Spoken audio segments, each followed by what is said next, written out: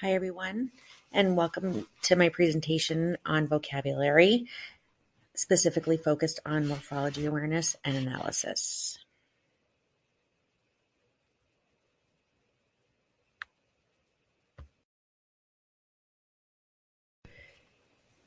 When looking at this table of contents, you will see that each different section within the presentation is a different color, and on the right side there are tabs with links. So if you click on a tab, it can bring you to the link regarding each section, or there's also a link um, with the underlined subtitles within the table of contents.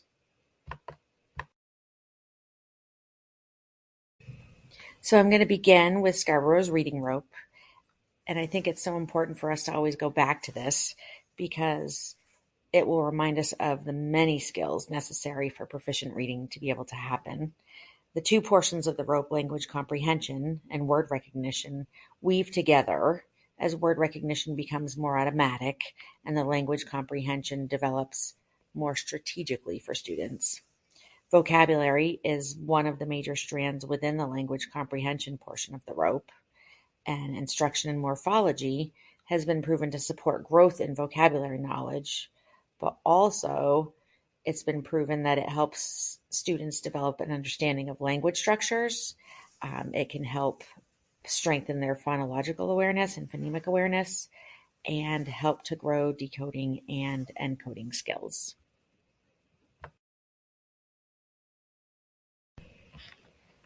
I also wanted to take a second and look at how morphology fits with the other research models, the simple view of reading and the four-part processing model.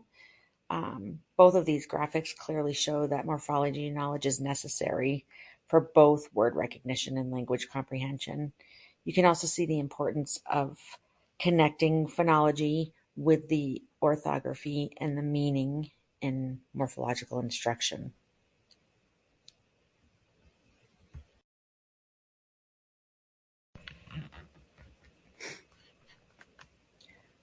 Word recognition is a major strand in the reading rope, and within that, the morphological knowledge that we can help students acquire will help them develop word recognition skills because it's going to help them create those neural pathways, the stronger links between their orthographic processor, their phonological processor, and their meaning processor.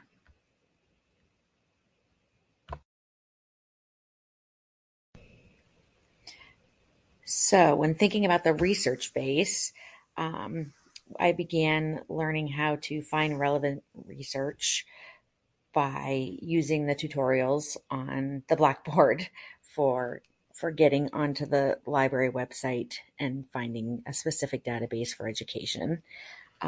When I began the search, I realized quickly that I had to organize my topics into different concepts. So then within the search engine, I entered each concept into the database's advanced search, and I tried to include possible synonyms on separate lines. When I found so many results, it was quite a bit overwhelming, and I started reading different papers and most of which didn't really support what I was looking for or contain research about specific topics I was looking for. So I quickly learned I needed to narrow my terms. And once I found an article that really was closely applied to what I was looking for, I found my easiest avenue was to search for additional articles that were cited within the article that I had just read in the resource portion of their article. This seemed to be the most effective way for me to conduct the research because I kept getting sucked down rabbit holes, and it seemed like I was spending hours and hours reading research that was interesting but not necessarily pertaining to what I was looking for. So when I went to the resource section within the articles, it immediately brought me to articles that were related to my topic.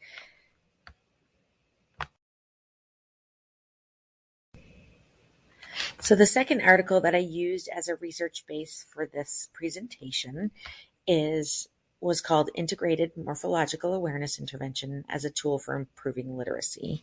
And it was conducted by Kurt and Gallen. Oh, excuse me. So the second article that I used to conduct this research was called Integrated Morphological Awareness Intervention as a Tool for Improving Literacy. And it was conducted by Kirk and Gallen. And the goal of this study was to evaluate the effectiveness of an intervention program that taught students to use morphological awareness along with phonological awareness, orthographic awareness, syntactic awareness, and semantic awareness. They conducted the study with 16 students, and the kids were 8 to 11 years old. Each student was randomly assigned into either an experimental or a control group, and the groups received about 19 to 20 intervention sessions. Within that, again, like I said, they really focused heavily on combining the morphological awareness instruction with other types of language intervention. And the results were quite interesting. The experimental group made significantly greater gains in both reading and spelling, and they also actually were able to generalize that new learning into new words that they encountered within their reading and they were developing in writing as well. So the conclusion was that it's really important to provide instruction that helps to develop students' morphological awareness and analysis skills, but to do it in a way that works in conjunction with all the other forms of the linguistic awareness processes. So you can help to strengthen all of those other processors within the brain. And the third major article that I used to conduct this research was by Goodwin and On, and they also conducted a meta-analysis of morphological interventions in English, and they looked at the effects of literacy outcomes for school-age children. So they conducted this meta-analysis of 17 studies, and they found that morphological awareness instruction was effective for children who may have had reading, learning, and or speech and language disabilities. They realized that school-age children who received explicit morphological awareness instruction appeared to not only improve in that area, but also significantly improved they're in the areas of phonological awareness and vocabulary knowledge and other areas related to reading and spelling. The recommendations that they came up with talked about ways that you could provide intervention and specific instructional strategies. So they came up with 5 main recommendations from this meta-analysis. The first one was to work with students on segmenting and building with morphemes, such as creating word sums, or within a list of words or within authentic text, finding the morphemes, trying to identify within context what the word might mean, teaching affixes and root meanings. And they really talked heavily about the importance of teaching both explicitly, but really basing the majority of your instruction in the root meanings explicit instruction, and through that incorporating the affixes repeatedly, the same ones, so that students are getting kind of a double bang for their buck. They said it's very important to help students realize how they can use their knowledge of morphemes to improve their spelling, practice segmenting and joining compound words, and for our ELL students, really rely heavily on helping them to identify cognates and make that connection within their brain. So when thinking about who will benefit most from using this approach, in every study, in every piece of text that I read, pretty much the consensus is that everybody benefits from instruction in morphological awareness and morphological analysis. Um, but but one overarching theme that I did notice was that many studies found that it's really important to begin this instruction in the early primary grades. These students seem to benefit the most from it, and it appears that, well, the prediction is not so much proven, but the prediction is that by doing this in an early grade, it's going to help to build neural pathways for the work that they need to do when they get into third grade and up. Um, One of the recommendations is when you're working with young students, just help them identifying and recognizing different morphemes such as S, ES, ED, ING, and using inflectional forms. So free bases, not bound bases. Save the bound bases for grades 3 and up. And the research has also shown that it's particularly beneficial to focus heavily um, with students that may be lagging in foundational skills, and our ELL students. Morphological awareness instruction is super important for that population of students.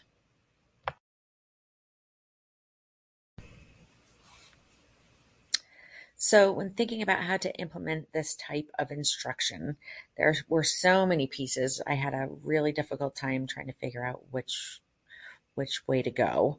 Um, But I think when beginning to implement this type of instruction, it's important that you begin with the conceptual knowledge.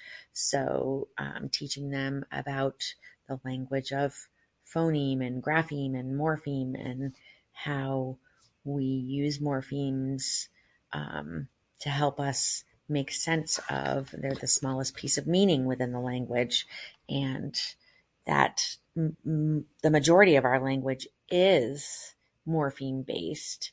And yes, we've been learning a lot about sounds, but it's also important for us to think about how parts of our language are based upon meaning. So setting that contextual base, and then doing a lot of instruction with changing the meaning of words and noticing how knowing about the morphology piece can help them understand what words mean. Um, Again, I'm going to say it again, it's super important to incorporate all of the literacy codes, morphology, phonology, orthography, to help them make connections for readers and writers. Um, so, for instance, with morphology and orthography, you can help them notice patterns onto which meaning is mapped. So they might recognize, that five and fifth are connected, although the sounds changed and some spellings have changed. The meanings and some of the orthographic patterns are still there. Um, with morphology and phonology, um, help students see that they can notice derivations involving sound changes. So, for instance, the word magic changing to magician. Why does that happen? Um, are they related words? And why is the pronunciation changing um, within the change? So while you're doing that, make sure that you are providing multiple opportunities for repeated practice, explicit instruction, um, doing your best to help provide opportunities that will help students transfer their skills into the text that they're reading when they're writing, help them identify spelling patterns that they notice, and develop their syntactic awareness, increase knowledge of their inflection patterns, have them pay attention to word derivations, and the most common affixes and bases or roots should be explicitly taught. Again, the research recommends that you base your instruction more heavily in the bases or the roots, and then incorporate the affixes while you're learning about root meanings.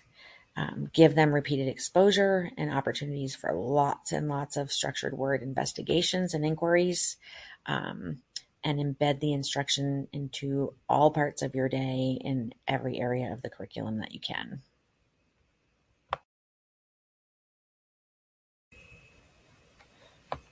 Okay, so recommendations that I noticed were pretty much stable throughout much of the research that I read talked about how structured word inquiry can really give you more bang for your buck with this type of instruction once the students have the foundational knowledge about the vocabulary and how the system works. So, instead of actually sitting there and teaching, today our base is this, or our prefix or our suffix is this, actually just embedding it into a structured word inquiry process in which students become word detectives.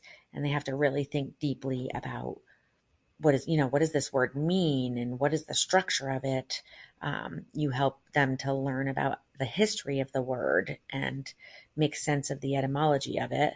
And this allows them to make connections, and then in the end, they figure out a way to represent what they found. So students should be exposed to this and be able to do it often.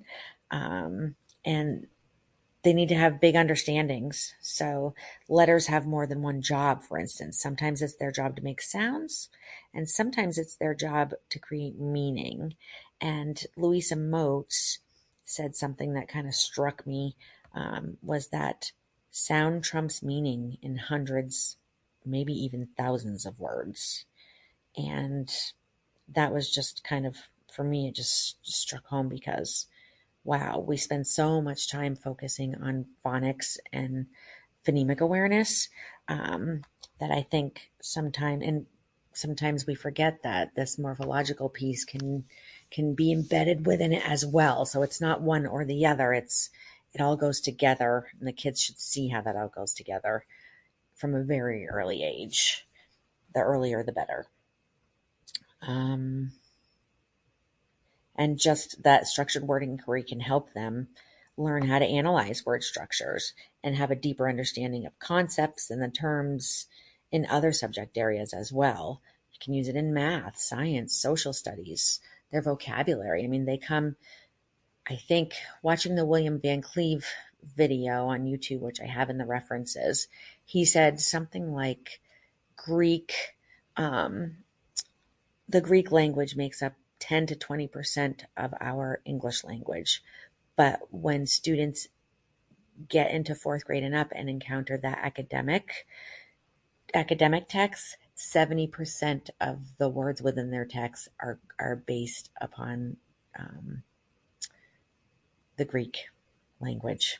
So if that doesn't really tell you about the importance of students needing to have knowledge of the structure and how they can deepen their understanding, because otherwise, trying to get through content-based core curriculum, and if you can't make sense of the words, that's almost setting you up for complete failure.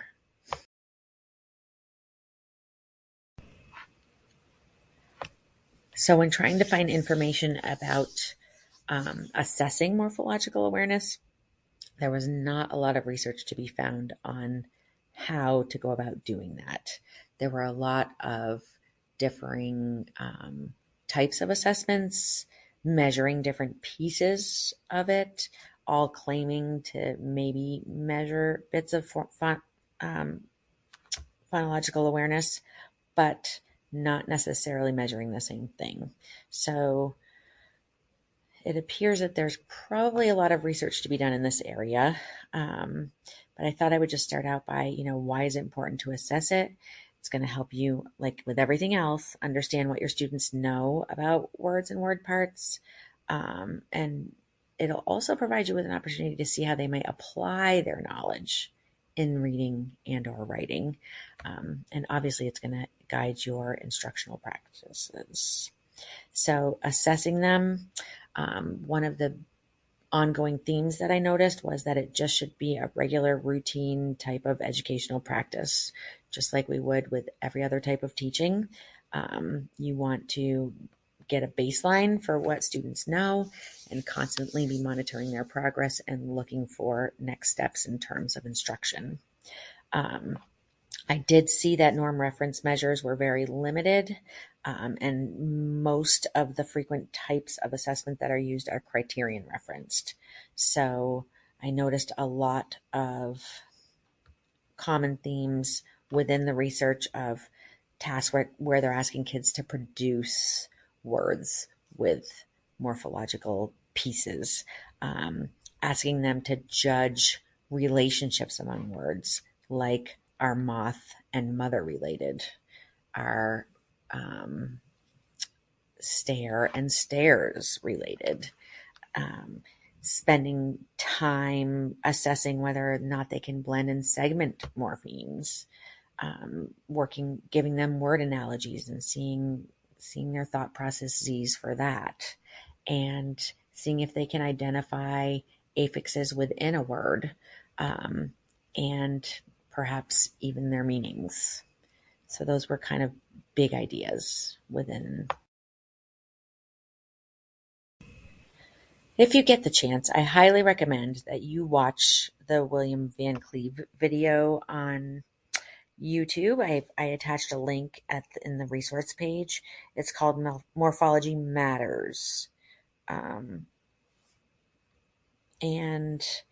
it was just so informing, and filled with good practical ideas for application for this.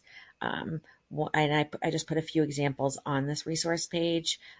One of the things that he said is really important to do is to do all of this work and build it with students. So you're not going to actually give them lists of words or a word matrix, or a built word wall. You're going to construct these things with the students over the course of the year. And eventually you may get a word wall that looks like this. The colors of Post-its on there, obviously blue prefixes, the yellow were the base words, and the pink were the suffixes. He also just wanted to as Louisa Moat said, William Van Cleves reiterated that meaning trumps sound in many, many words. And so it's important for us to see that there is equal importance. Our language is morphophonemic. And then the word sums and matrices. One of the other things that I learned through his video is he used arrows, instead of an equal sign in his word sums, which I really liked. And he also has some interesting strategies for showing the word sums in the different spelling generalizations that happen, such as like the E drop or changing Y to I. So those were just interesting pieces that help to make that more concrete for students and more explicit.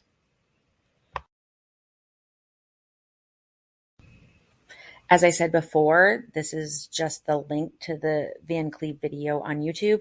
The second link is actually the slides that go with his video, that have, but he has a lot of just oral presentation pieces that are really interesting. And the others are probably ones you're already familiar with, but I feel like they're ones that if you're doing this instruction, you're going to be using daily. So I included them on this page.